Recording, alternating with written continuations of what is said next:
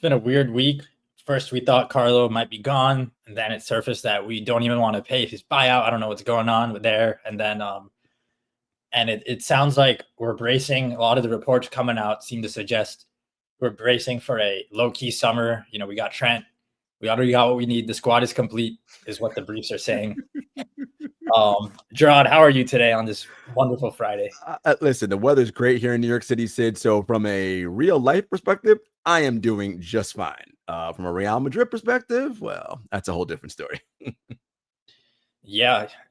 From a Real Madrid perspective, things are not looking perfect. So if you're new here, we just like 5 days ago talked about who we would sell from the squad. I'll pull that up in just a moment, but we were going over who needs to leave. I guess I'll pull that up right now, but the list right here. Keep, sell, loan, right? Who are we keeping? Who are we selling? Who are we saying, hey, your contract ends, we're not bringing you back?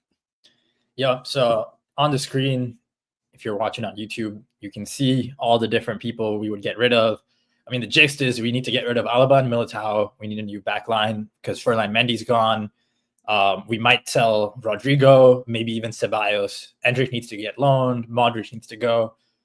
Vasquez is not there. Vallejo never really counted as, I don't think we even counted him as a player in the Except squad. he had a roster spot, so he counted because he was on the roster. Right. So we have players who we don't count as guys we can lean on who are somehow getting paid wages. So there's a lot that we need to fix, and we're limited in money. Which is wild. Yeah, we haven't had a splurge summer in a while. When I started following this team, if we didn't win the Champions League, anybody could be sold. Anyone but Ronaldo and whoever his friend, and even his friend Ozil was sold. He literally was wondering why the club sold someone who knew his movements best in 2013. Perez just looked. He's like, dude, you smoke too many cigarettes. You don't defend well against Barcelona. I'm gonna go get a young Spanish kid who's a better role model for the kids at Castilla. Isco, goodbye, miss it. Go to Arsenal. And I mean that's kind of what happened. And he was ruthless. But every summer we got a bunch of people. Last time Carlo got sacked, we needed depth at every position. We got Vasquez, we got Kovacic, we got Danilo. We went and got everybody. We were deep that year. And ever since the pandemic, it feels like we're just making excuses. I agree, Sid. Excuses is a lot of what I'm seeing here. Again, I'll bring it up. The club made $1 billion in revenue. First football club in the history of world football to make that much in revenue. Yet we cry poor every day that we have no money. This thing with Carlo about not wanting to pay his wages for the last month if he takes the Brazil job. I mean, even what are Carlo's monthly wages? Even if they're I think $2 million? I think it's the last year, right? Well, okay, so what's he make a year? £5 million? 5 to 10 maybe. I mean, a club that makes that much money, you can't. And again, contracts have buyout clauses in them, so I'm sure there's a number, whatever the number is in. This is what he's owed. You don't want to pay him that. This club nickels and dimes like it's a mid-table to relegation team, and I do not understand that behavior, which leads me to believe something else is going on financially. This club is not putting out in the public that we don't know about. And Sid, the thing with that is that, okay, if that's your problem and the money situation is worse than they would have us believe, then you need to change your policy. And by policy, I mean this idea that every person that we sign must be a Galactico or the number one person at their position, then that has to change, right? We can't have the world's best player at every position if you don't have the money, particularly when we're looking to get depth. So if we're going for depth, that means you're doing one of two things. Either promote from within, and if you don't believe in your young people in Castilla, then make it very clear you don't believe in them and get other young people from somewhere else, who we're going to talk about today, who won't cost you $100 million transfer fee. I mean, I get it. The club's got, PTSD from Eden Hazard, right? And that's, again, you got to stop making those kinds of maneuvers. No more 27-year-olds or whatever, 26-year-olds. Hazard was what, 26 when we got him? 27? Something like that. Something like that in his prime. So no more people in their prime who are going to already cost you ridiculous money. Get people who look like the trajectory could be up. By the way, that's what scouting and player development is for, right? That's what you do. Be good at that. Go find the hidden gems. Go to the teams that we know in world football are also in financial precariousness, and they're honest about them being in financial precariousness. They have young talent who they have to sell because they need to sell them to get their books right, and we go after those teams, and we get those players. And yeah, they're not ready to start and be awesome players right away, but we just need depth behind our main people. So traditionally, I mean, it's funny. My first ever podcast about Real Madrid 5 years ago or so, 2021, was before we had won with Vinicius and Benzema. And I think this was, Zidane's last season. This was 2020 December with Omar Vind and Jose Perez. The subject was like me back then, 5 years ago, predicting that we wouldn't be as dominant a club in the modern landscape. Because I think one thing people miss is like a lot of dominance just comes from having the most financial muscle. And so I guess like where I'm starting is like starting by kind of defending how we got here, what we've been doing for 5 years, because it worked. If you told me the pandemic comes, Man City, PSG, like they can still buy whoever they want, but every other team is screwed. If you told me that we win 2 Champions Leagues, the most of any team in the span, while doing what you said, we did everything you said. We went after Vinicius's and Rodrigo's. We did not go get a Sadio Mane, a Heung-min Son. Didn't get Harry Kane. Didn't. And so we're no longer getting, unless it's a free transfer like Rudiger or Alaba, we're no longer getting prime age guys and making, because of the financial shortfall, we decided, all right, we're not spending 20, 30 million to plug a gap ever again. We're either spending 50 on some young kid who could turn into 150, or we're getting him on a free, but we're not spending 20 to 30 on someone who can't turn into more.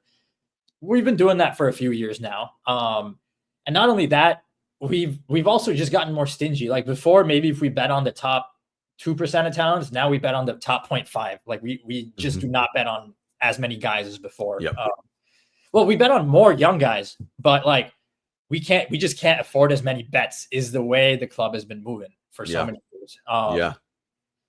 And that brings us to, well, I guess that brought us all to last year when we finally signed Kylian Mbappe. The idea was all these years of financial health, we're doing well. And something you mentioned, Jarod, I didn't even open the link yet, is that we had to take a loan out, correct, to even pay him his signing bonus. We did, yeah. Now remember, the signing bonus, I think it was 130 million. Like he doesn't get that up front, right? That gets spread out over the course of the 5-year deal. If you average it out, right, it's whatever 130 by 5 is, right? Like 30 million per year, or whatever that number adds up to. But it doesn't even work like that. Sometimes it might even be on a declining scale. It might start out at like 60 and then go down every year from there. Agents and players work out whatever is best for them. I want more up front, I'll take more later. It all gets figured out in the wash. But the point being is that from a year-to-year standpoint, what can we put on the books for this year, right, that we can take on as a team? And if the number is, 100 million total, so again, keep in mind what I just said, that means that we can spread that out over 5 years, whatever. Okay, great. That means we can do some things, which is what led me to my conversation I had before, Sid, when I was like, okay, we won the double last year without Mbappe, right? And we spent, by all accounts, we were going to go after Euro. We just didn't get him because, Man U spent a little bit more money on the transfer fee. I think they spent 65 maybe, and we didn't want to go that high. They paid like 40 to 50 million, probably 100 million total if you include the contract, agent fees. Like over the lifetime, they offered way more. Yeah. Okay, and we didn't want to go that high, right? But we were willing to spend some money. We had a number, so let's say our number was for the transfer fee. We were going to do 40 for the transfer, 20, I think, 20 or 20, and then we weren't going to go that high on the overall contract. So that amount of money plus the amount of money we spent on Mbappe, right? What if all of that money together was spent with shoring up the back line, getting some midfield depth, right? I'm not saying we'd be in the Champions League still, although maybe we might, because we might be a lot better off. Where would this team's future look like now this summer? What are we trying to get? Are we still like, oh, we need that striker up front, or were we fine with Bellingham, Vinicius, and Rodrigo, right? And again, so what I said last week or earlier this week, when you go after anybody, whether it's Mbappe or any big-time player that you bring into your squad, you have to look at not just what it's going to do for you in the immediate term. Oh, my God, the win, the news coverage, all that great. Yeah. Short term, what does it do? Medium term, what does it do? Long term, what does it do? And how do those finances being locked into one player, how does that dictate then what will happen? Not if, Sid, but when injuries occur, because injuries are not an if, injuries are a when. It's just a matter of when it happens and how severe is it. But every year, somebody is going to miss time with injury, and multiple somebodies. It's just, is it going to be all season or a few matches or somewhere in between, right? And that's the thing that even though you can't predict, although I will say the biggest predictor of future injury is what? Prior injury. So you could argue, right? The Militao and Alaba stuff, you can see that coming, right? The writing was on the wall. That was likely.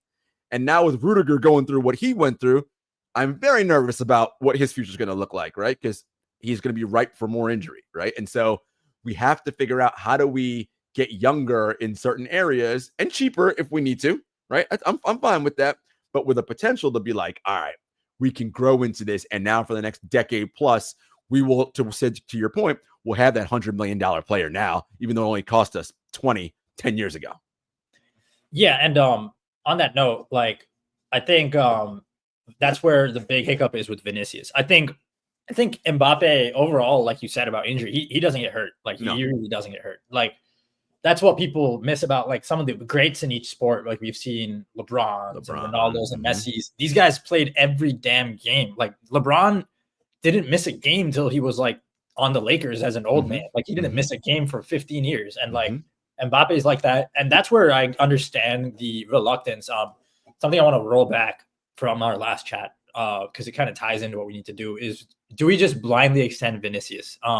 And this is going to get into like who we need to go after and why we're going to continue playing, in my opinion, this Russian roulette with young guys where we keep stockpiling. And firstly, the young guys are valuable. I mean, firstly, yeah, Vinicius, sorry, not the young guys. The Vinicius is just too he's like if you play 30 games a season, even if they're Ballon d'Or level, dude, it's hard to justify that. Right.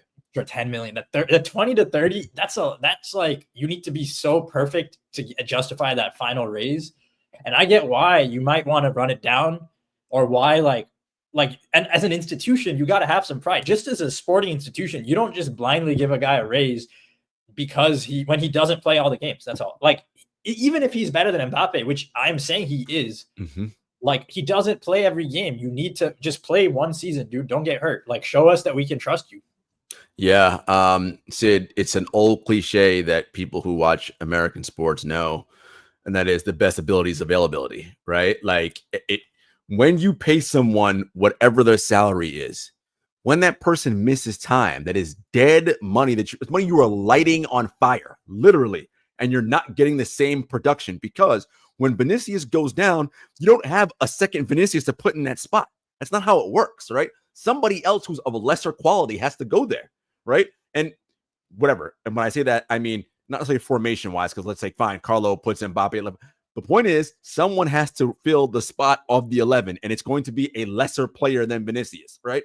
This is the issue. And so you cannot have your money tied up in players who are not going to be available on a regular basis. Right. Who you can't count on. Right. These are why, when you're spending that kind of money, it just ties into the point about when you tie up that kind of money, you have to look at short-term, medium-term, long-term. What are the likelihood this person's going to be healthy?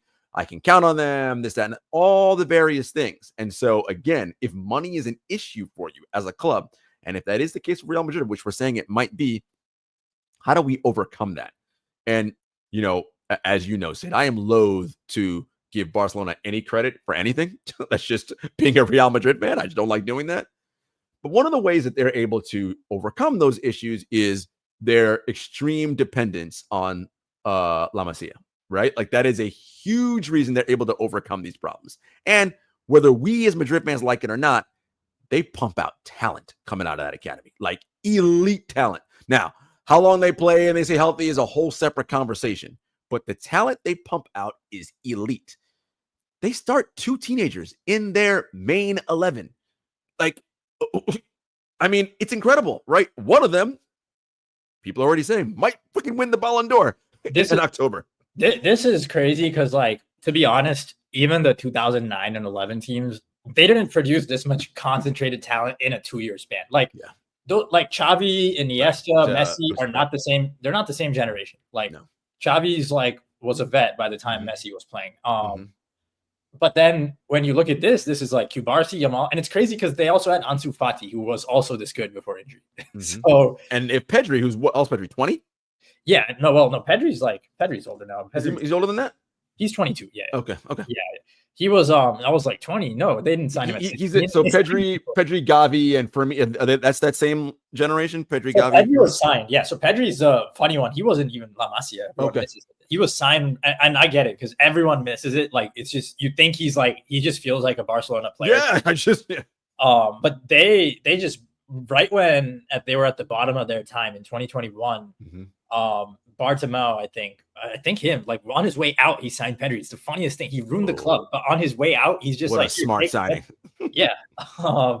And it was like, and there was even a saying around the club that like, damn, maybe we've just been trying to get veterans to win now, but like maybe they've had the scouting teams to sign guys like this the whole time, which was always the rumor was they've always had the best like analytics department or very research oriented, forward thinking in many aspects of a club. They're known to be the most forward thinking.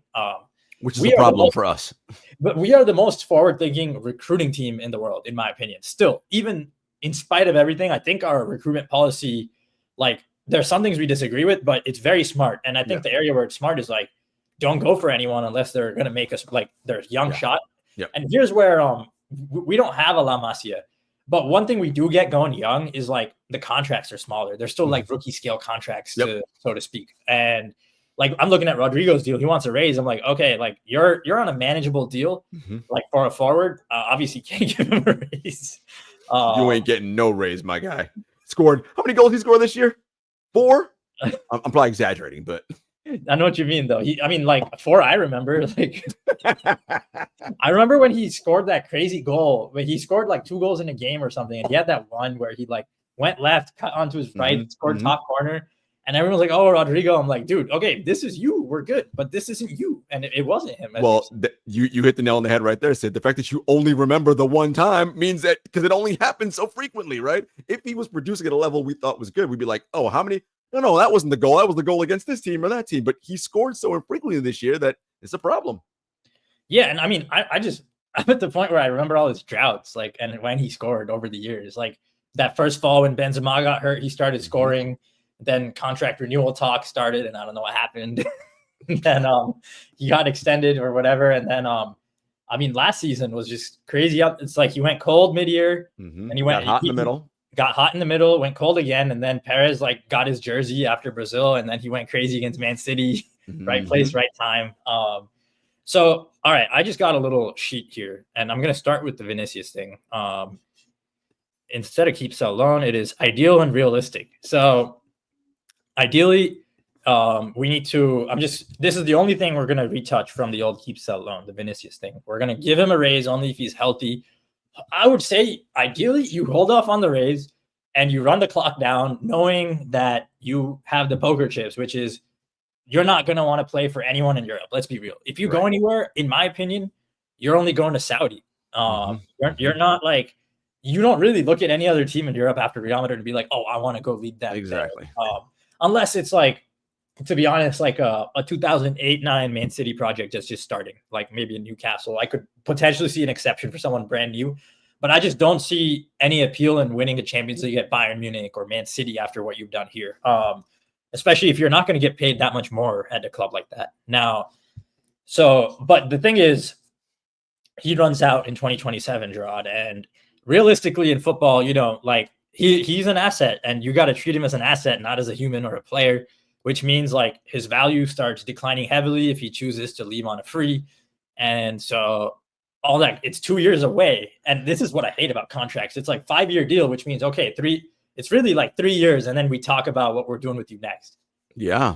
And so what you're really thinking about, Sid, is all the rumors we've heard for the last 2 years now, which is, would you sell Vinny for $1 billion to Saudi? And I think the answer is unequivocally yes. Right? Because this club clearly has money issues. So Saudi's literally willing to throw $1 billion at you. See you, Vinny. It's been real, but that's $1 billion freaking dollars. Like, I mean, I don't know what to say. Because then with $1 billion, guess what you can do? You can stockpile everything you need now. Right? Like, yeah. And I want to shout out on Twitter, Abdul. I don't remember his handle now, but he pointed this out. We were just tweeting, and I just want to give him credit because he really put that idea in my head there. Just letting you guys know, if you interact, we'll shout you out there. But all right, now we know we need to sign some players. So let's go over the areas where the club would strengthen and we would strengthen. So let's start with the striker. Let's just start there. We know we need to strengthen defense. Everyone knows that's obvious. We'll get there. But we definitely need to do that. we need someone who can head the damn ball. All right. Yeah. And to be honest, we've never we need two guys who can head the damn ball. I'm done. I don't want to see I don't want to go to that. Well, I also don't want to see people crossing the ball into the box to nobody. You're giving the ball away because no one's there. So what we need obviously is, and I think from a money standpoint, Sid, what we need is a Joselu profile type. So someone who's Joselu's like 6'3", 6'4", somewhere in that range, right? But obviously someone who's not an elite world-class striker who would already be on a team making $100 million, right? Not some so again, a Joselu level player, preferably one who might be a tad bit younger. That would be helpful. I was thinking, who did well with this was when Atleti, and again, I hate giving our freaking rivals any kind of credit for anything, but Atleti getting Sorloth, right? Sorloth was huge for them, can clearly head the ball. Not only do that, he can go deep, hold up play, right? He's a big dude that you can't push off the ball. He's just so big and strong, and he's fine in his bench role. He's clearly, I come off the bench and I change. Can we find a player like that, right? Is that feasible? And who is that person? Right? It's not who's my guy from Newcastle, Isaac. It's not him because he's probably going to go somewhere else in the Premier League and make I don't know, $50 million or whatever. Yeah, we're not going to get Isaac at below market rate, so we're not going for it. We don't go for that. And we're not getting from Sporting, who's the Swedish dude from Sporting. Yeah, we're not getting him. Yeah, I don't think we're getting him. I don't see the scary thing is it doesn't even sound like we're this is I don't see this reported anywhere that we want someone. Now maybe the club is just playing everything close to the chest. I hope so. We hope so.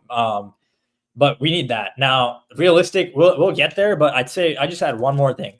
We need a left-footed attacker. Not I think the big problem with the Mbappe Vinny fit is that there's no Messi. With right footers. Yeah, Messi, Saka, Salah, Robin, Bale, all the great teams, all the dominant teams on some level have that, and we just suck when it comes to the angles on the right side. And Arda?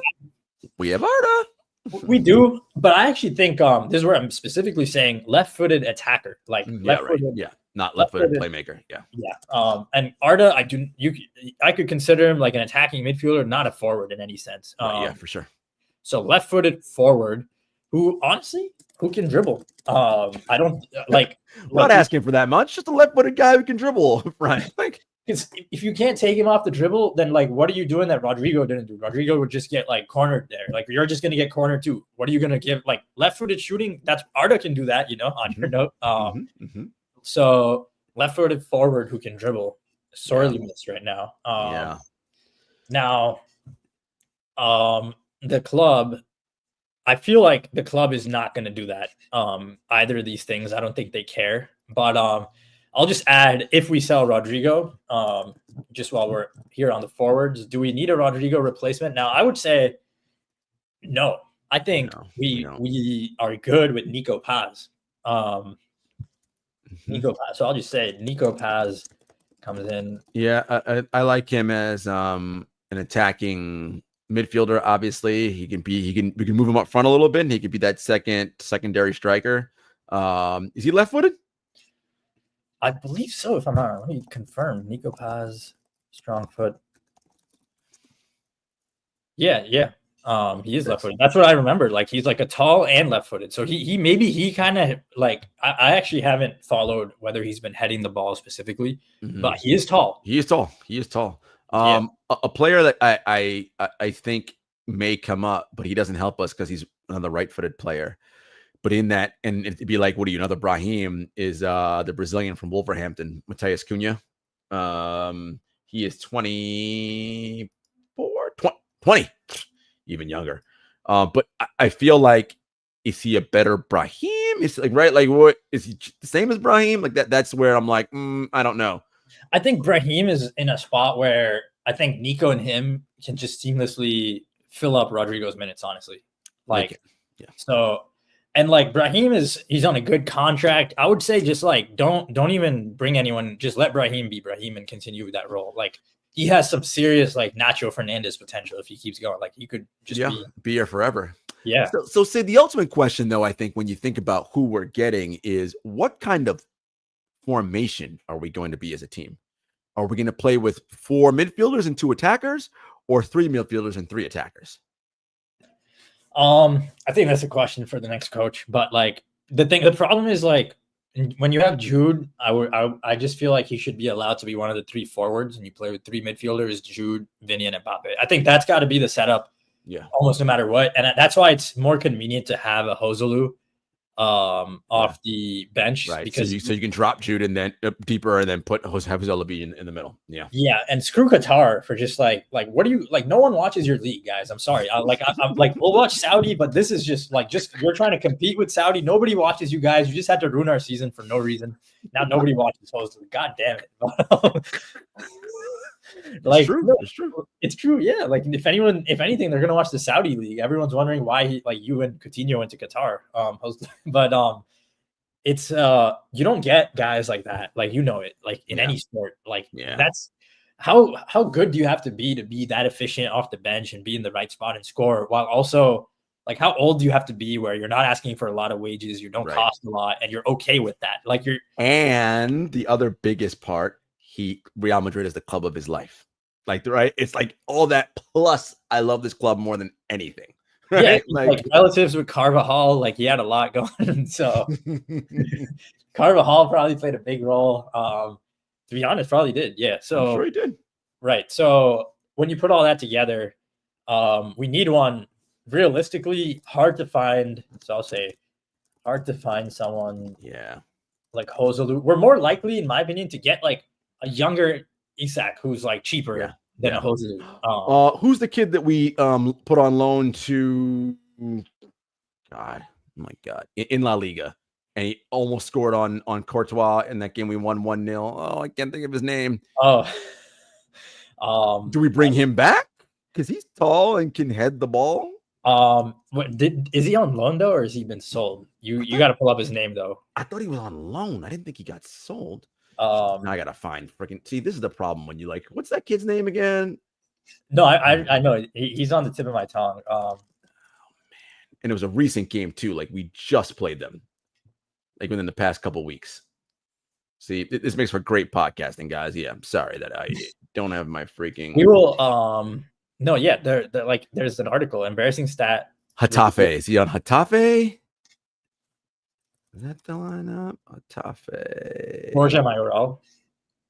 Was he ours? Yeah. I'm sure he's been sold. Mayoral's not on loan. Yeah, Borja Mayoral. We sold him? Yeah, he's been gone. So is that the one I'm thinking of, or am I thinking of somebody else?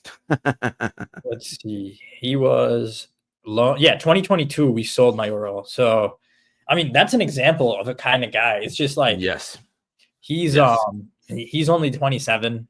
That's going to be hard. But that's an example. To be honest, I think Joselu was like a little better for what we needed than Mayoral. A little more of a tall penalty box presence. Mayoral strikes me as a little more of a side-to-side, run-behind kind of guy. Needs more space to operate. But I would say we're more likely to sign a wonder kid than a wonder kid who's tall. I'll just say that.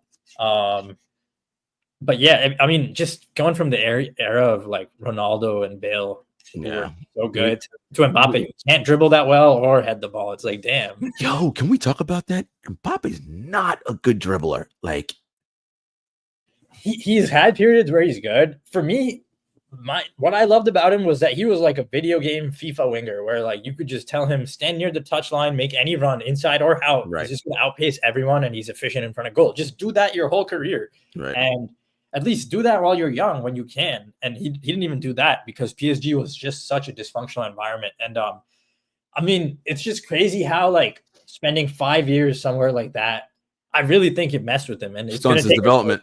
But it's just like, you don't think that because he's so good. You think there is no development. But looking back, no, like Ronaldo Ronaldo was not as good as him at that young age. And in the end, it looks very – listen, Mbappe might score more goals and he might use the Ronaldo arguments about being as good as Ronaldo against him. But, I mean, we all know that, like, that the peak version of Ronaldo was considerably better than what we've seen. Oh yeah, I mean, peak Ronaldo's nutmegging people, like taking them off. Like no, he's crushing dudes from the wing, like in a way that Mbapps just wasn't or hasn't yet. 100%. So now we're more likely to sign a wonder kid who's tall. Now let's see some of our other potential targets. You want to drop into midfield because here's a name, and it's crazy. I don't. First of all, he plays in the second league in England, so he's not even in the first league yet. But he is tall, and Sid, he does have a brother that is already on Real Madrid.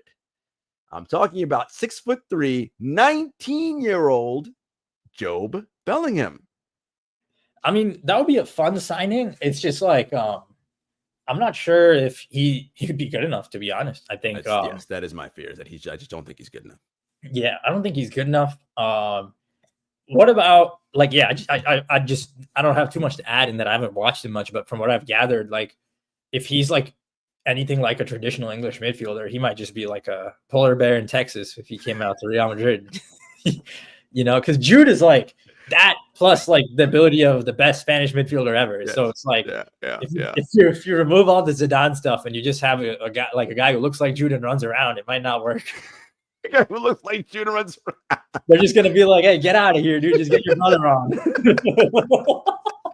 And I think for that exact reason, I think Job won't do it and I don't think Jude will even let him, like, because Jude's very protective of him, and I don't think he's gonna want the comparisons coming on him. Because the minute he does anything wrong, it'll be fucking a shit show, and it's just not healthy for him. I was just kind of tongue in cheek teasing with that one, but look, we got Nico Paz. Yeah, why not, right? We got Nico Paz. Maybe we bring Nico back. Okay, so Arda Güler, who we both think should be a deep line playmaker, right? So that's in our midfield, but he wouldn't be a starter, right? Arda's probably a backup, right? But a backup who gets consistent minutes. That's our hope anyway for his development. What happens though if we get a player like, and I don't know if it's going to happen, but because the name's out there, Zubimendi. If we get a player like Zubimendi, does that stunt Arda's growth? Does now that mean Arda not get any significant backup minutes? Because again, the question I have to ask is, who is starting in the rest of that midfield? Okay, so Jude's a midfielder, so we'll count him as 4, even though he'll be up front with the forwards.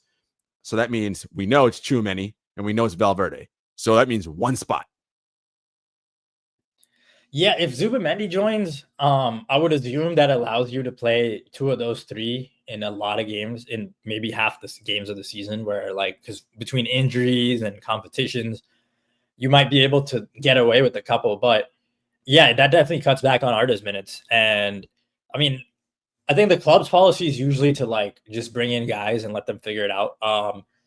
Zubimendi, well, the one we want is Wirtz. Let's just go. I was going to get to Wirtz. Yes. The reason why I think Wirtz is probably going to be harder, if not impossible, is the money, because he's already under contract, and the signing, the transfer fee is going to be humongous. And this team's already said, we don't got no money to sign anybody. So, and if we do get Wirtz, okay, so he's now, so you're going with your 3 midfielders. So it's Wirtz, Tchouaméni, and Valverde, right? So that 100%, right? Like, so Arda plays when? Because you got Camavinga's ahead of him in the Wirtz isn't coming though. Let's just we might as well talk about that. I know Wirtz isn't coming. Yeah. So the report is that's for the same reason that we might not be able to get into a bidding war with Arsenal for Zubimendi.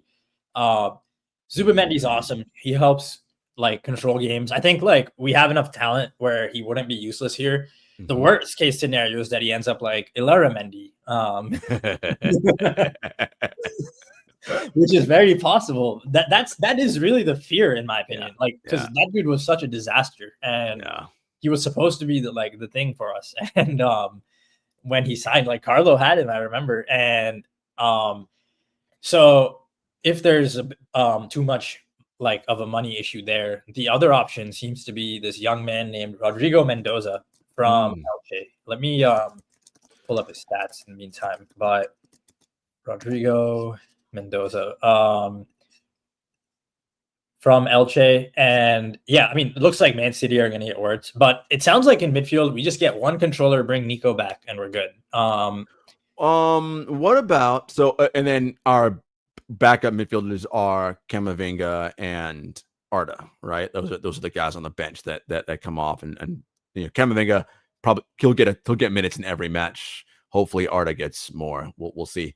But I do worry about that, Sid, because that's just not enough depth. Because if one player goes down, that means Camavinga is going to be in the starting lineup, and that means now you have only one midfielder behind him, right? Or two, you have Nico. But you know what I'm saying? Like, so I worry about that. I was thinking about Angelo Miller from Stuttgart, 24.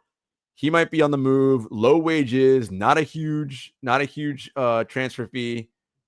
I think like can for sure. I mean, he's a DM. Like I kind of like him. Like when I watch Stuttgart, I'm like, oh, this guy's not bad. Like again, not our starting 11, not our own Once de Gala, but for midfield depth, no. He could be. I don't think we're going to get anyone for depth, mainly because Ceballos functions. You think we're keeping Ceballos? You don't think we're selling him? We still have Camavinga. Don't forget. Even I know he gets hurt. So the thing is, we're not going to count him as much because he gets hurt. Right. But he gives enough minutes. Like when he's back, like he doesn't take forever to get healthy. He gives us minutes, and he's given us minutes for years now. And to be clear, when he plays, he is awesome. Like I love Camavinga. Like I want to be very clear about that. I love that dude. It's what we talked about before to start the show. The best ability is availability. And I just like, which goes back to something we said, can this Real Madrid health, performance, and training staff get themselves together and get players to finish seasons healthy from start to finish? Can you do that? That's all I'm asking. Yeah. And that's where it is. I think they're going to still count on themselves to like keep us midfield this deep to healthy. And so it's mostly just a Modric replacement that you're going for. And you're not, and it sounds like we're like not 100% needing one. And we might be okay settling for someone like a Rodri Mendoza, who honestly doesn't even have like stats on Football Reference completely rounded out. So like he's that young and he's hardly played. I haven't watched him much, but apparently we're in for him. And when you hear a young Spanish midfielder, you never know. Like Pedri, you never know. I mean, Ceballos is like he was supposed to be a wonder kid. He's not now, but you see how valuable he is. Like Spanish players are just raised in a certain way. They're taught to play the game in a certain way. And then another. Now, and then we have Castilla too. Let's not forget Castilla. So I know Kema Andre, not Camavinga, but Kema Andre. He came up. He actually played minutes with the A team this year. So he's another one. Big, tall dude, 6'3". Looks like a DM. Like that's his spot. So that's another player who, if he was good enough to get minutes this year, or not a lot, but some, my guess is they're going to think he's someone who also can be on that trajectory to add depth should we need it.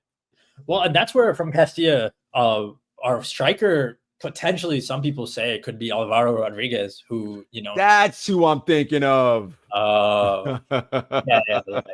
Oh, that's how someone said it in the comments when you were asking, I think, as well. That's who I'm thinking of. Thank you, whoever put him out there. I'm like, what's this on the tip of my tongue? That's the dude. Yeah, Alvaro. So yeah, he's 6'4".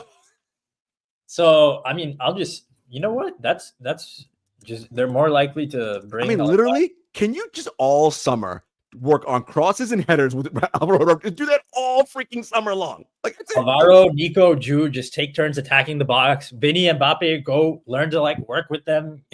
I mean, together. I don't think it's that difficult. In the air, what the Real Madrid teams have done for 15 years.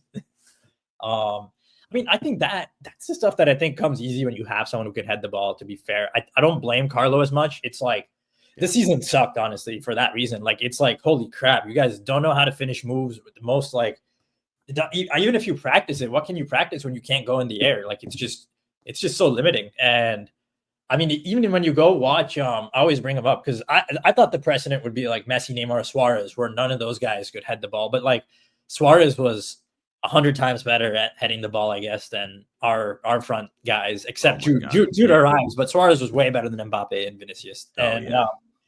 And they were just so good at like volleys, which is what really you got. I'm sure you remember like little dinks to each other in the air. Oh my God.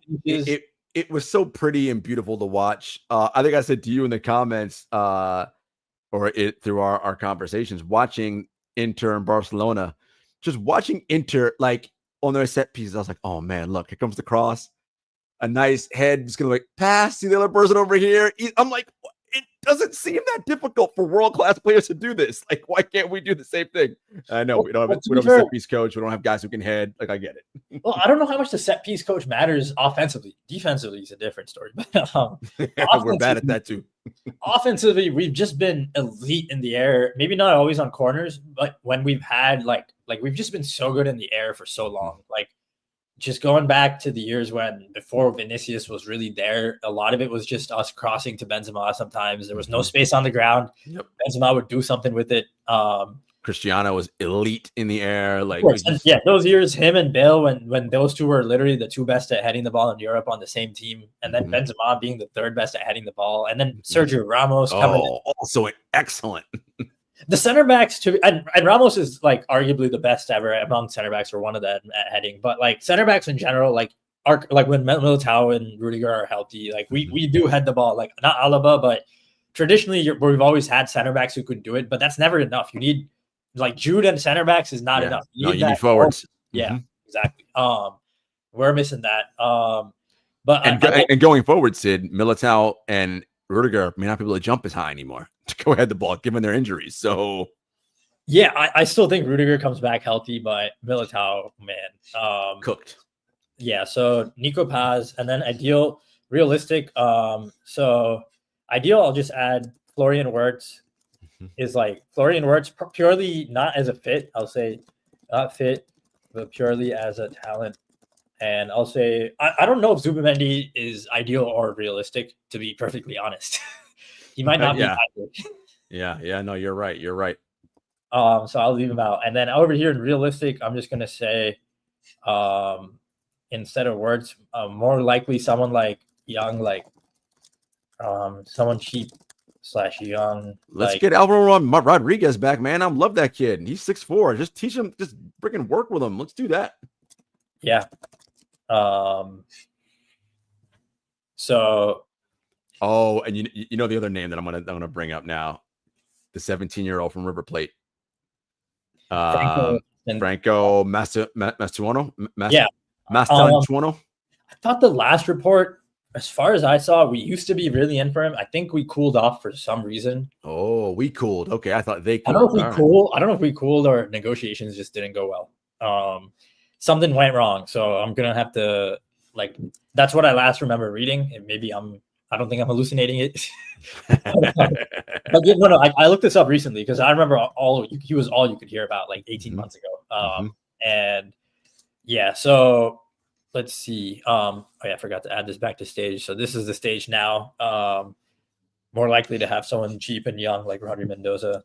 That's what I was talking to when I was narrating earlier, guys. And you think that we're in all likelihood we're going to keep Ceballos and not sell him is your best guess, and I think you're probably right. Yeah, because he has that Nacho Fernandez potential as well. Like, he could be a club servant, and like honestly, if the way injuries are going and the way the club's treating them, if it's going to be like this like rolling rotation of whoever's healthy plays, he's not going anywhere. he can deal with that. He's exactly what we need. Someone who knows the demands of the club, who's been here, who's not going to ask for that much more money, who's kind of happy with what he has.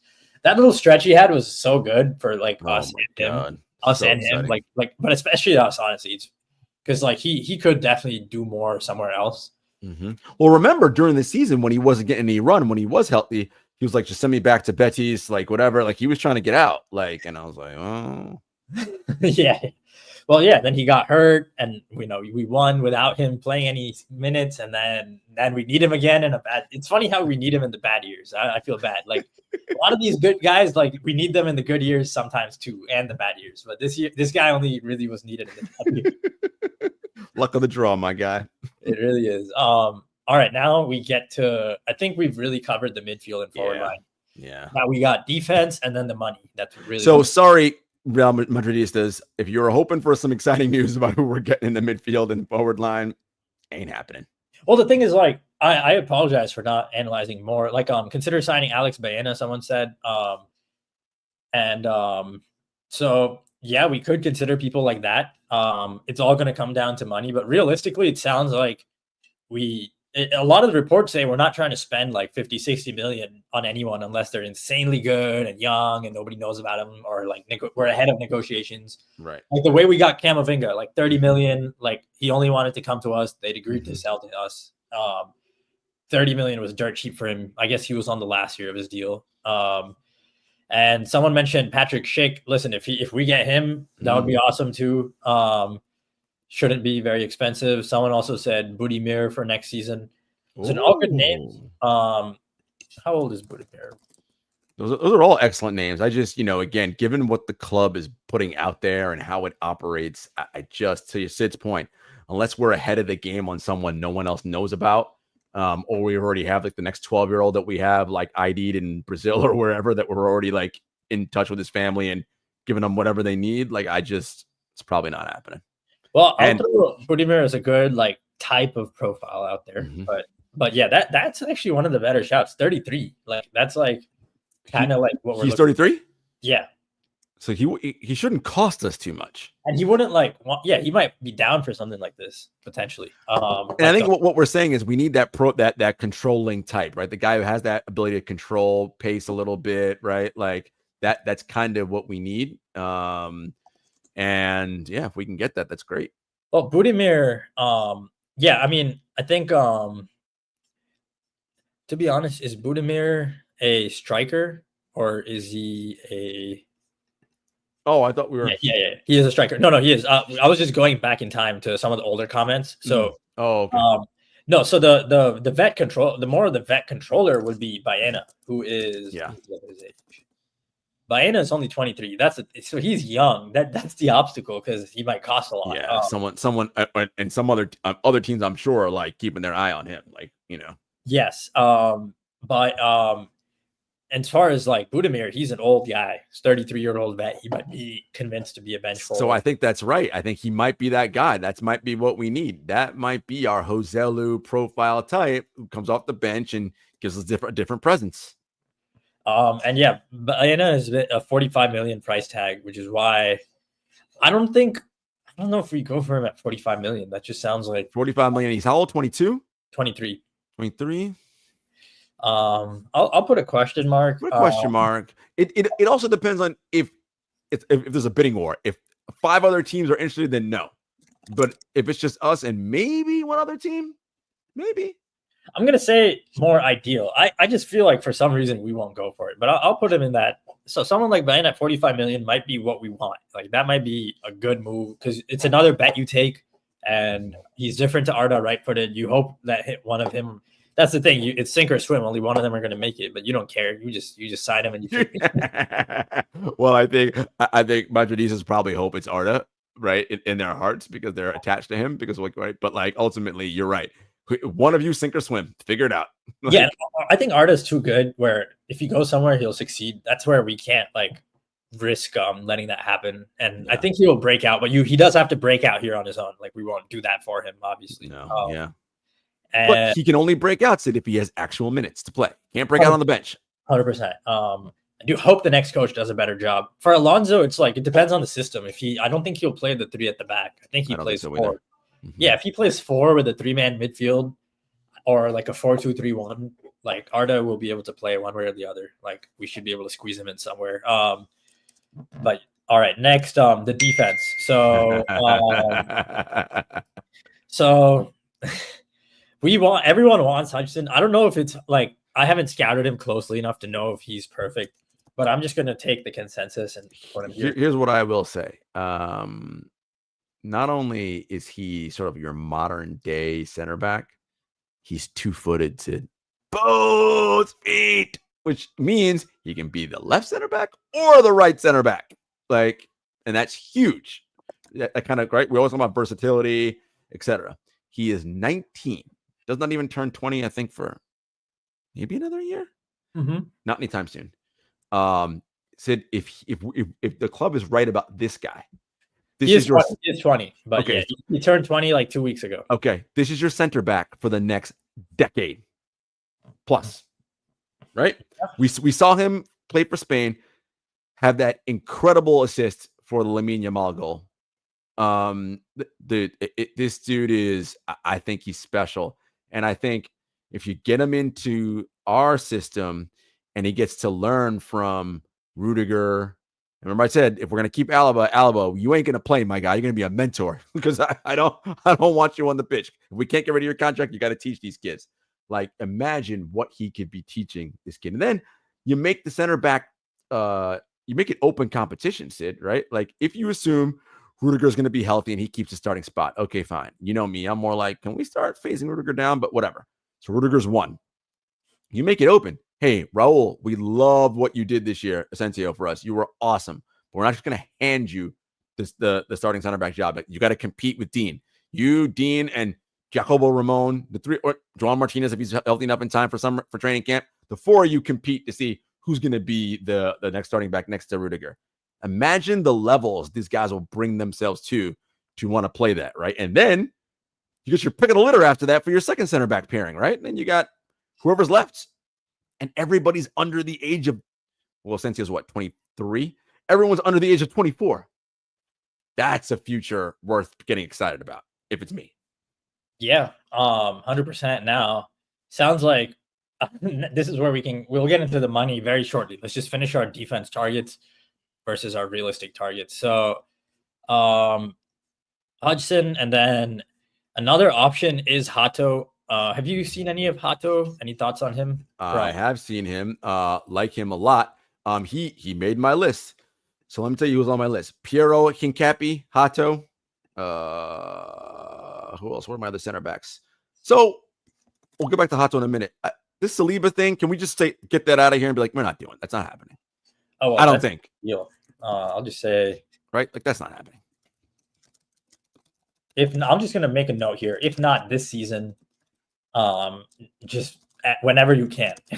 But this is my problem, because Saliba's already established as a 24-year-old. What is he? Top 4 center backs in the world. Let's put it. If he's top 5, he ain't 5th, right? There's not 4 center backs in the world better than him. So he's already going to cost a lot of money right now. So how much more is he going to cost at 28 versus Dean, who, yes, I get it. He's not Saliba yet, but he could be, and it'll cost you way less. Saliba only has 2 years on his deal. So I'm not worried about the deal. It's what's the transfer fee going to cost? Oh, you mean wait till he's a free agent and then get him for free? Yeah, I'm saying, like, the way we go, like, it's like if we sign him on a transfer, it's because he's told the club he's leaving, and it's like, you want a fee, sell me to Real Madrid. Like, that's how it goes. So this is not going to be a traditional transfer fee if we do it, no question. And so that's why I said, if not this season, if that's next season or in 2 years, ideally you get him. But what are the names? France FC, baby. You got Saliba, Mbapps, Camavinga, Tchouaméni. Who else from France can we get on this squad? I mean, hey, just the best player at each position is what we want, and Saliba's there. So we want, France happened to have like 4 of the craziest archetypes at their positions, no question. I love it. But you said Hato, and who else? Hato, let me pull up my list again. Piero Hincapié from Leverkusen, by the way, 23. He can play center back or left back, so that's that positional versatility. And I'm thinking Leverkusen because of the Xavi connection, obviously. Like him a lot. Piero, Piero, Hincapié. Yeah, Hincapié. Yeah. Hato, Hincapié. How about Jonathan Tah? So, okay, I love that you brought that up. He'll be way cheaper because he's 28 already, and he's not in the class clearly of Saliba. And I know that he's already older and more established. Let's put it this way: the upside for Dean is way higher than the upside for Tah. Tah is at his level. Like, he's not getting better than he is right now. Isn't it? Aren't we linked with him? Isn't he like the realistic one? My point is, he's the realistic one because it'll be cheaper and the Xabi Alonso connection. There's a report on Barca Universal. That Barcelona. Jonathan Tah prioritizes Barcelona, but growing impatient amid Real Madrid interest. Well, dude, you don't wait on Barcelona if you haven't learned from the last few seasons. You're not going to be registered until like 2 years later. Unless Florentino helps you get registered, because for whatever reason he wants to help Barcelona do things. I don't know why. I just my spidey senses are tingling with this one, so I'm going to put it. Put Tah over here. And by the way, let's go back to Hato. I like him at 18, a left back, right? Which we desperately need a left back. Here's the thing: if Hato comes, is he immediately on day one undisputed starter? Yes, because he's better than Fran Garcia and Mendy. You think? Definitely. 1,000%. I just haven't like seen enough of him. But you think he's definitely, because like some of these Dutch defenders don't do it. The other ones like are all world. It's I believe in his ability, but it's also given who we have in Mendy and Frank Garcia, he's better than both of them. Yeah. The other names we've been linked with are well, I'll just go ahead with them in the realistic column. We've been linked with Alvaro, our own player from Benfica, who was on Man United for a bit, and then also bring back Miguel is an option. Oh, these yeah, I forgot. I think these are boring options, but they're cheaper. All the theme here is these are all way cheaper. Yes, than all these options right here. And I think that it's important to, and we're going to get into the money. What the cheaper options make sense to put here because the club seems to be really concerned about spending a lot of money.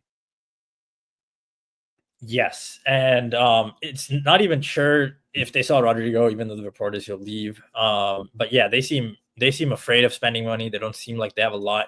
They don't, especially Zubimendi and Hudson. Mm-hmm. Those are the two areas where it sounds like they're just not down to splurge. Mm-hmm. And honestly, especially Zubimendi, I'm not tripping. Oh yeah, Kirkes, that's the other one we got to talk about.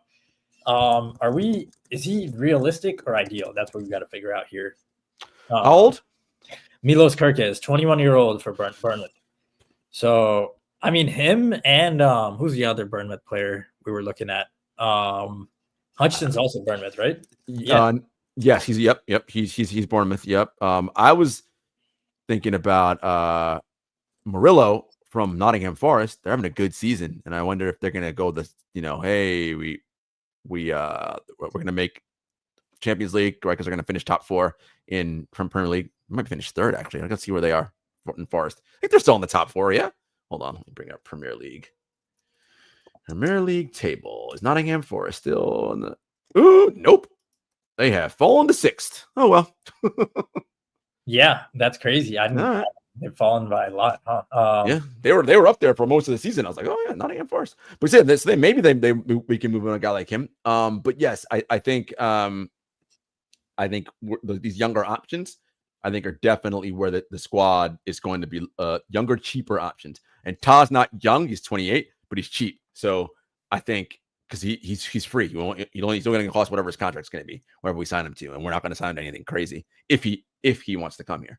So yeah, that's realistic. And look, Ta's a pretty healthy player, if my memory serves correct. And honestly, guys, we just need healthy bodies on defense, right? Like because here's what I don't want to happen, Sid. I do not want to see Tchouaméni play center back ever again. Not because he's not good. It's because I want him to be the best defensive midfielder in the world. I don't want him ever being in center back ever again. And so in order for that to happen, we need as many healthy bodies as possible. So we're not forced to play him back there. Yeah, we do. And I mean, Hutchinson's stats look pretty crazy, actually, just going through them. Very good. Like, I think it's like, I looked at because 900 minutes or so. Maybe it might be close to 1,000 in Premier League right now. Like, they're elite for someone that young. Like, yeah, no, he's incredible. I would love Kirkes and Hutchinson. And really, if I were to say, like, if I had to bold, because these two just stand out because they're Premier League proven. That's just like at that age for that team. Let me ask you a question about that. Is the Premier League a better league than La Liga? Well, I was referring specifically in comparison to like Hato. Oh yeah, but I just mean like in terms of Hincapi, way better than the gameplay and like Well, the Premier League is like, I mean specifically like Bournemouth are a very like an elite team in that elite league, and yeah, I do think the Premier League with the wages is the toughest league. I think it's grown over years, and I think the other leagues are always like very good. Always have good teams like Inter, Barcelona this year, and even in the Europa League, other teams. But like, look at the Europa League, like United and Tottenham, who are absolutely cooked, are going to be in the finals of the Europa League. That should just tell you. And why are they so cooked in the Premier League? Because they're playing these super organized like teams with crazy wage bills. Yeah. Never in the history of football have the weakest teams in the league had this larger wage bill. Yeah, it's just I think anyone denying this is denying financial reality. Is there an inflationary effect where players in the Premier League have to get paid more? Maybe yes, there is. Mm-hmm. Yes, you pay more per talent, and so these teams are not like worse, literally 1-to-1 on a ratio with the wages, but they are not gonna be able to like be as good every single year, just because like it's hard. Every year you have to punch above your weight, while the Premier League just has to like go and offer the contract at market rate, and they're gonna end up getting really good talent. Mm-hmm. Mm-hmm. Yeah, no, I think you're dead on there. No, look, I'm with you. In terms of who are ideal for us, it's Huijsen and Kirkitz, right? We're probably not getting either of them. And look, from what it sounds, we're not even going to entertain the bid for Houston, which again, alarm bells for me. I'm like, that's for a player that young and who, again, Sid, he is trajectory to look like one of the great center backs of all time. Like that's where he's headed. And the fact that you don't even want to get engaged in that when that is Real Madrid's stated mission, right? The best players in the world at their positions. Well, this is a kid who he's on the trajectory to be there, right? Like, and the fact that you're not 60 million is too rich for your blood. All right, man. And that's the thing. There's no negotiation. It's whatever the transfer fee is, the number, and then it's whatever contract you want to work out from on the back end. And he's a kid who wants to play here. He said it numerous times. And he's from Spain. He's Spanish. Guys, I mean, you don't make the move for this. Yikes. The concern is that my concern is not even beyond. Like, I hope the reason they're not making the move is because they really think they have someone else lined up at some point soon. I hope so. If not, I can even accept 1 year from now. What I can't accept is, or at least that their analytics show that it wouldn't be the smartest move. At least, like, I hope they're being honest with themselves, is what I'm saying, and not saying that Militao and Alaba. Oh my god! Like, I just, that was the worst. And even like Johan Martinez, he's coming off an ACL, dude. You don't have him for another year. Don't even count on him for another year. And he's 17. Like, you know what I mean? Like the dude, he's played 0 minutes of senior football. Like, give him a break. Unless they think, no, Jacobo Ramon just needs the minutes because we think based on our analytics that he projects out to be blah, blah, blah. I am with you 100% Sid in lockstep because I don't want to hear in 2028, oh, well, we just got to roll with Alaba and Militao. I'm like, what? We could have been past this problem now. Alaba signs new small contract, like to keep him at Real Madrid until 2040 on $1 million a year. Oh my God. I would lose my mind. Yeah, that's where the stadium thing comes in, and I was supposed to do a little more research. To be perfectly honest, I forgot to get right into it. But I mean, it just seems obvious that they're a little scared about how they're going to spend the money. Maybe and I mean, all this ties into why they might end up like really entertaining a Vinicius sale, or like it's just weird. And to be honest, like this is where I thought we'd be 5 years ago. But then we won and we didn't sign that many guys for so long. And so that's where I'm like, where did the money go? Just like you. I know a lot went to Mbappe. I don't think it was a mistake. I just don't think you can let a player of that level go somewhere else when he's like, when you're the only team that can get him. Understood. Yeah, look, the talent's there. I don't, it's more like a hypothetical, like, man, okay, you made your bed. What if in a sliding doors world, you went the other way and spent that money, right? Like on different things. What would it look like? That's all. I'm just playing sliding doors with it. But no, Mbappe is Mbappe. It is because what we're talking about here about all of this is we want this team to be able to compete at the highest levels as it has throughout its history. And I think, Sid, a lot of Madridistas are way too comfortable and have been fooled by Champions League success, right? Like look, the teams that's won the second most Champions League in history, AC Milan. When was the last time they won? 2010. I mean, that's how it usually goes. If Barcelona wins the treble, it will be their first title since when? For 10 years. 10 years. That's usually how it works in the Champions League. You don't win for like decades. Meanwhile, we're running off 3 in a row, one every other year. That is not normal. And with the way the calendars are going with more fixtures, now more than ever, your team needs depth because, guys, as I said, it's not a matter of if, it's just when. And if the drop-off is so far from your starter to your second person where you got to have Lucas Vazquez as your starting right back, like, this is why you're not going to be good. And so if money is an issue, you're not going to be able to compete, right? If Real Madrid literally has to operate like a mid-table team, which is how they're penny pinching right now. Mid-table teams don't win Champions League, friends. Go back and look at the history of Champions League. Mid-table teams do not win this tournament. They just don't. Like, because you can't.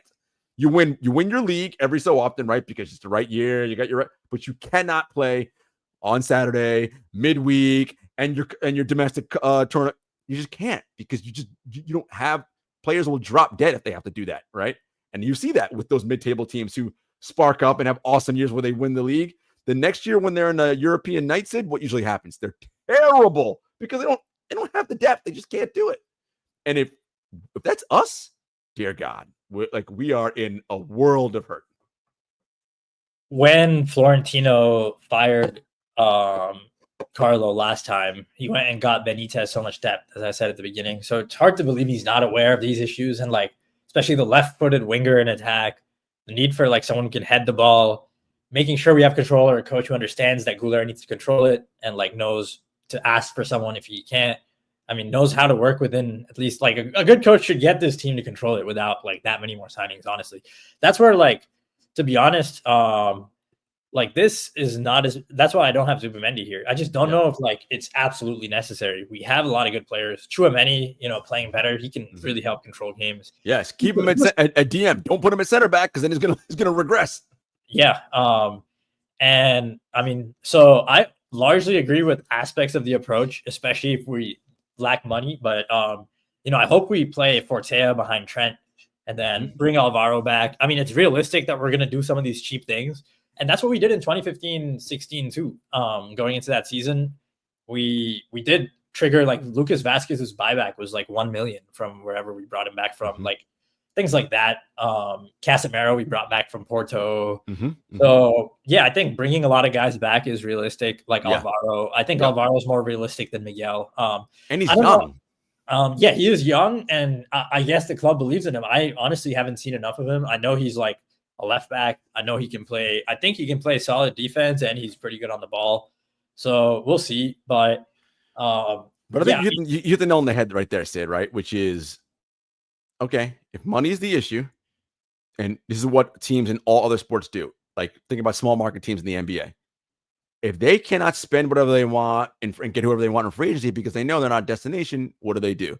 They work everything to the draft and controllable assets. Well, that is what these players out on loan, and that's what the players in Castilla are, right? They are all players under team-friendly deals that we control. So if it is the case that we cannot spend money and bring in all these players that we want, I will accept that.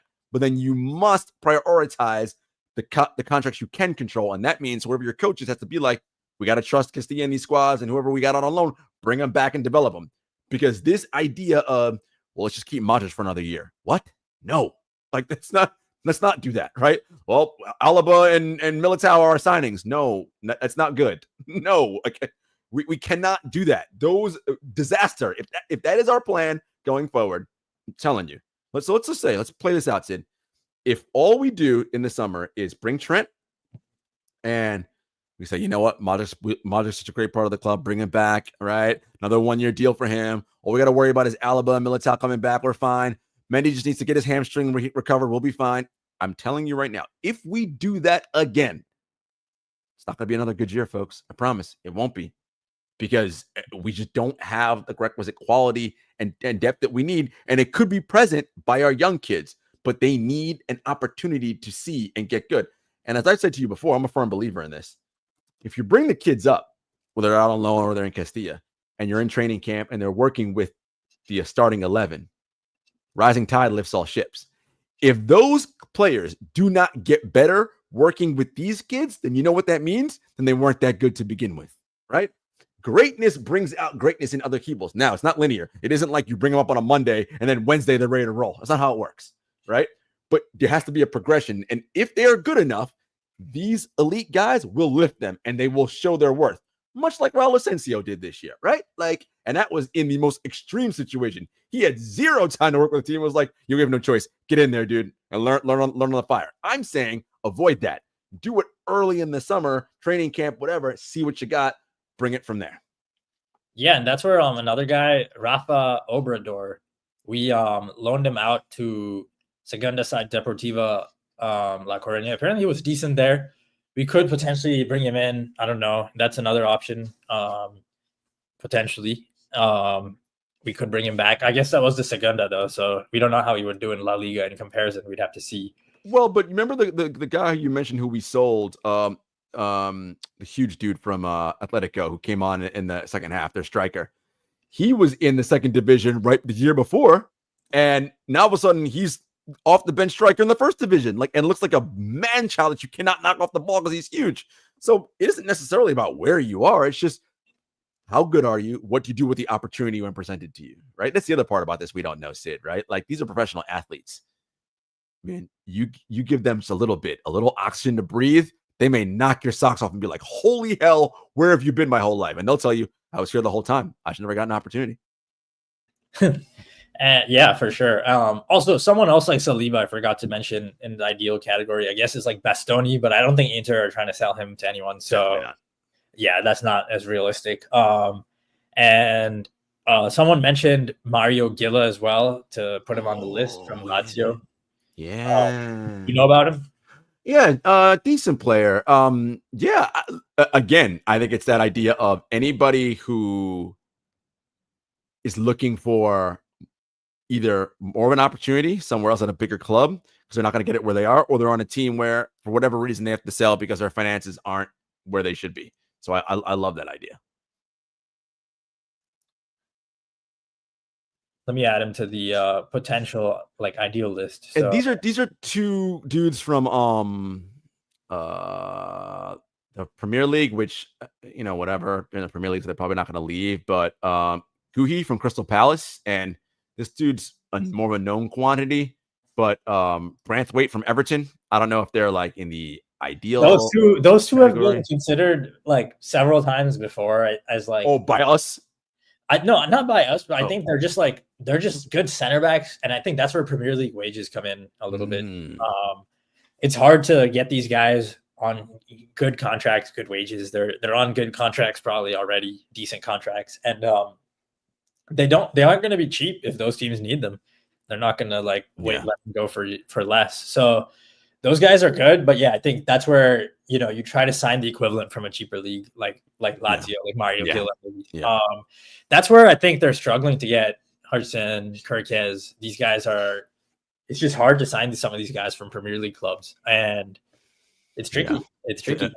Damn near impossible. Which is again, and you mentioned him, Hato from Ajax, right? Like that's another league where you can probably get them to, because Ajax will they're not poor, but they might be like, all right, for a good fee, we'll sell him. Yeah, no, a club like Ajax is much more of like a, so to speak, like step up club for these talents than these mid-table Premier League teams. A lot of them are like, some places are step up clubs. Some talents are when they rise, but otherwise, like they're just good places to play. Like, you get to play for a good team. You get paid a lot of wages. We've seen a lot of good players like over the years.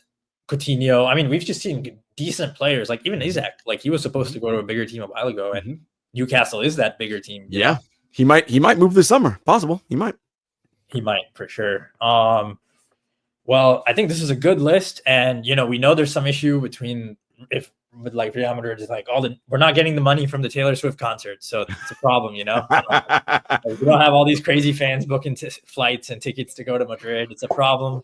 It is a problem. We look, the club puts out its public financial statement, which is what it is, and it's there. As someone that knows for a fact all organizations and entities, especially for-profit big ones, multi-billion-dollar organizations like Real Madrid has two sets of books. There's the public books, and then there's the real books with what is actually happening. And I just feel like something is happening here that is making this team extremely gun-shy. Yeah, no, Sid, I will entertain the possibility.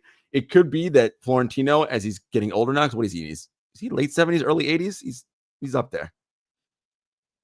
So perhaps he has gotten more conservative and he's just really gun-shy right now. And that's fair. So I'm willing to entertain it. That be the possibility that the money's actually fine and he's just super nervous about spending money on anything that isn't known, like how Kylian Mbapps is known, right? So yeah. I'm willing to entertain that. That's a possibility. Yeah, however, he is 78, and maybe Vinny's camp is putting a lot of pressure. Maybe the Saudi thing is like really real, and they don't want it to be real, and they're like, if that is the case, then there's a lot you got to do. You can't let teams know you have money, and maybe maybe if the Saudi thing's real, it could be possible. Like, they're like, just a funny thing. I hope this isn't true. I don't think this is real, but in the craziest timeline, we're doing what Tottenham did when we were going to get Bale in 2013. They didn't sell him till the last day of the window. And what they did instead is they signed and wrapped up the deals for every guy they were going to spend the money on all season. Yep. And then once they wrapped those up on like good deals, they got like 6-7 players. Then they sold Bale. And I think that's the way to do it. Like if we're really going to do it, but this doesn't feel like that. It just feels a lot like previous seasons, but we'll see. We're supposed to have a great squad. We brought Mbapps in, like it's been a few years since the pandemic. So the revenue from the concerts shouldn't be the difference between us being able to correct, have a good team and not. So let's see what happens. It doesn't all pass the smell test. It's possible we have a lot of cool stuff lined up too. It's possible it goes either way. Yeah, it could flip the other way. And Madridistas, to give you some like all is not lost, it's not doom and gloom. Not only are we a year removed from the double, like we just won the double last year. We have Kylian Mbappe, and this is currently on the roster right now. Kylian Mbappe, Vinicius, Rodrigo, Jude Bellingham, Eduardo Camavinga, Federico Valverde, Aurelien Tchouameni. Like we're like that's Arda Güler. Like we have talent on this team. All right, we just need to kind of refresh ourselves on the edges. I want to ask you a question, Sid, as we go. The billion number has just been thrown out there. That's just kind of crazy. What is the minimum amount that you would say, oh yeah, you got to let Vinny go for that much? Honestly, a little like inflation adjust Neymar. And so like 400 to 500 million. Yeah. 400 to at least like honestly. Sid taking a break. No, but I think he's right. About half a billion sounds about right. $500 million. I think you can't look that. You just can't turn away from that kind of money. And again, with 500 million, what that'll allow you to do is that'll richen your coffers again. And now you can strengthen the squad in all the areas because you have enough money, right? And you can approximate and make that up, right? Because all right, you put Kylian out on left now instead of in Vinny's spot. Again, I love Vinny. I'm not trying to push Vinny out the door. I'm just saying if these rumors are true, and if some Saudi club or whatever is going to offer us $500 million or God forbid $1 billion, you have to take it because it will set you up for the future for many years going forward. All right, folks. I think there's Sid. He's back. Yeah, let's but yeah, we'll just wrap it up here. I'm sure thanks for handling it, Jarod. But no problem. Yeah, we'll see you guys next time pretty soon. Take care.